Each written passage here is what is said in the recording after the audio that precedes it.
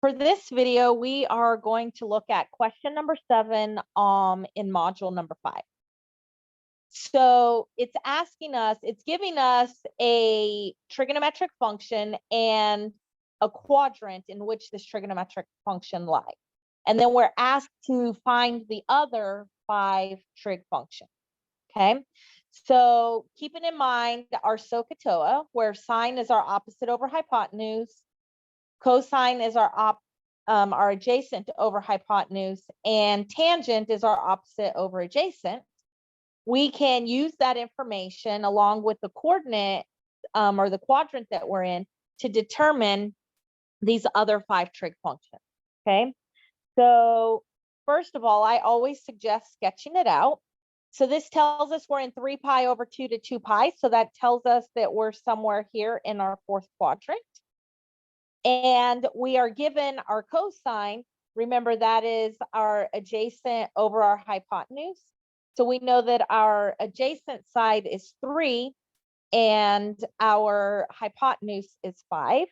So remember, this is our angle here that we're talking about. So adjacent means it shares a side with it.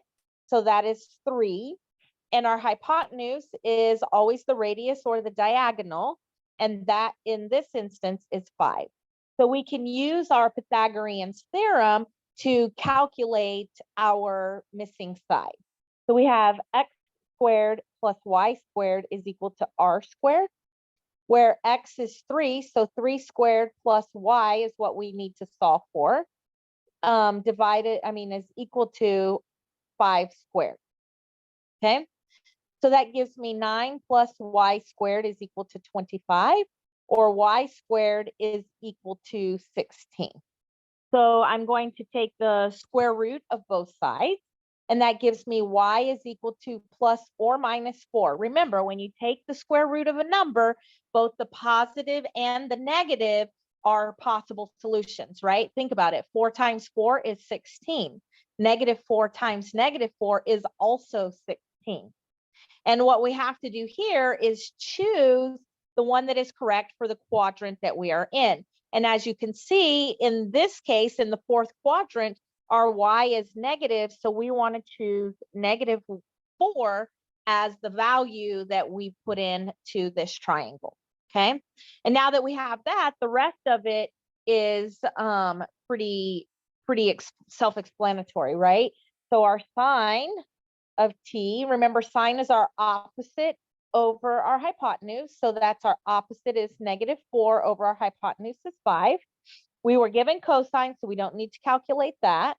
Our tangent of t is our opposite over our adjacent. So opposite is negative 4, adjacent is 3. Our cosecant is going to be the reciprocal of sine.